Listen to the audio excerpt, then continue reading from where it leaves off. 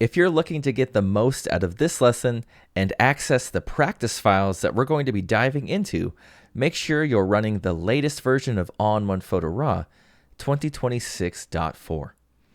If you're using an older version of ON1 Photo RAW or don't currently own the software, head over to our website at www.on1.com to purchase or upgrade to ON1 Photo RAW 2026.4. If you're already an ON1 Photo RAW 2026 user, simply sign into your account, go to your products and subscriptions page, and download the latest 2026.4 update.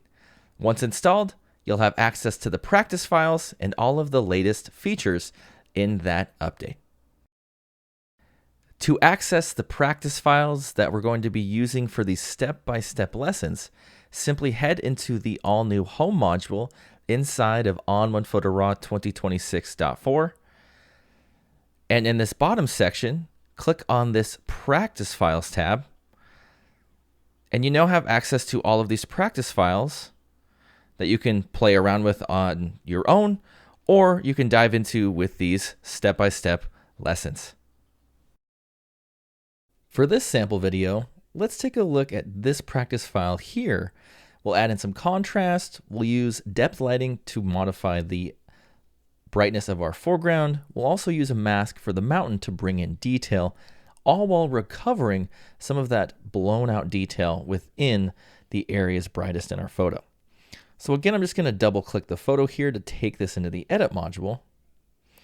And the first thing I'm going to do is just see if I have any highlight clippings going on within my top section. If I hold down J on my keyboard, it's showing me in red that I have some blown out areas in that top left. So to fix that, I'm just going to go over to my Develop tab here. I'll pull back on my highlight slider just until I get rid of those, just like that. Now the image is looking a little bit dull and flat, sort of inherent to raw image files in general. So let's add in some contrast. Hold down J to make sure I don't get any true black, which if I pull up on it too far, you can see I get a little bit too much down there. So I'll just pull that back and ensure that it looks nice and natural. Then if I want it a little bit brighter, I'd probably head down and just add a little bit of a mid-tone boost. Just like that. Let's check out our before and after using the # key on my keyboard. And it's subtle, but it's doing a great job of recovering the detail and the highlights within our photo and making sure things don't look flat and unnatural.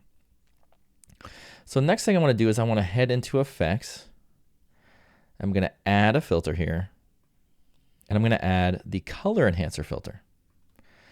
Now, one thing I love about the color enhancer filter is these preset styles that are built in so that you can modify the look of colors immediately.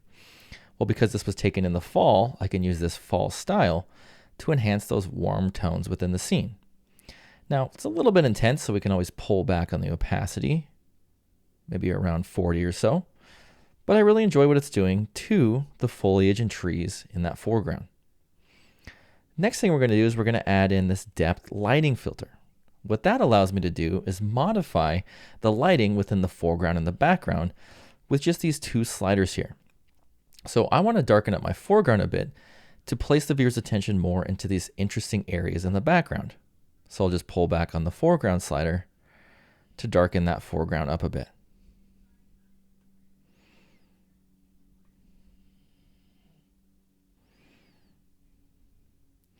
Next thing we're going to do is we're going to add a filter, and we're actually going to use a quick, easy masking tool to do this. We're going to head over to this Apply To menu. I'm going to grab the mountain section here. If I click on mountain, you can see it highlights the mountain range in the background, meaning it's going to apply this filter that I select to that region. I'll choose dynamic contrast to bring in some nice detail and texture. And I'm going to use this surreal style so that you can really see what's happening. If I turn that off and on, you can see it's providing a lot of detail and texture back there. But it's a bit too strong, so we can adjust the opacity to fine tune it. Last thing I'm going to do is I'm going to add a filter here, and I'm going to add the vignette filter. In Vignette, I really like using vignettes for this particular type of photo where we want the viewer focused into a particular area of our scene. I'm going to use the Vignette style Big Softy. You can see it's quite intense in this particular photo, so we can always pull back on the opacity there, probably to around 65 or so. And I can also use this little positioning option down at the bottom to position this into a specific area. I'll just make sure it's a little bit higher than the middle there. Just like that. And let's check out our before and our after.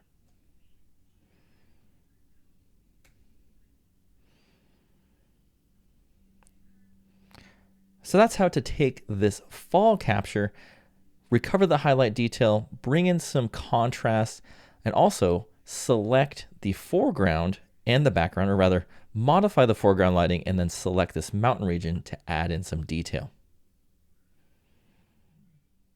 So now that we've modified the look of the photo, I'm going to show you how to quickly export this in case you want to share it to social media or your friends and family.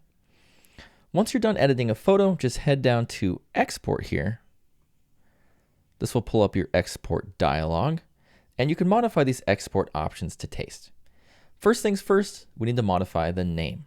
I'm just going to go in here and name this Fall Field Edit, and we'll do 0526.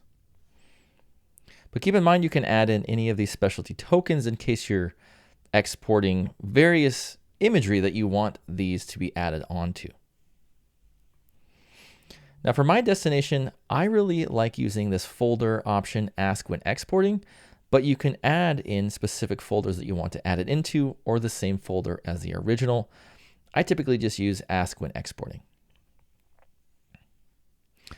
Then we have file type. Because we're exporting this to social media or we just want to send it to our friends and family, most common file type is JPEG. It's so easily accessible for anybody, so I'd recommend using that JPEG option. Now, below that, we have resizing, and depending on what you're exporting this for, you may want to adjust the resizing for that particular export. Now, because we're exporting this to social media, we don't need to have an incredibly large photo. So what I would recommend doing is going down here and resizing the long edge to 1920. That's typically what I do if I'm exporting to Instagram or Facebook or just any of the social media platforms, because it's small enough that it's easily uploadable, yet it has all of that detail maintained in it because of that 1920 size. So I'm just going to resize it to the long edge, and I'll use 1920, and I'll just click down here, Export. It'll ask me where I want to export it to. I'll just export this into a specific folder here. And then I can easily share this or send this to my friends and family or put this on Instagram or Facebook.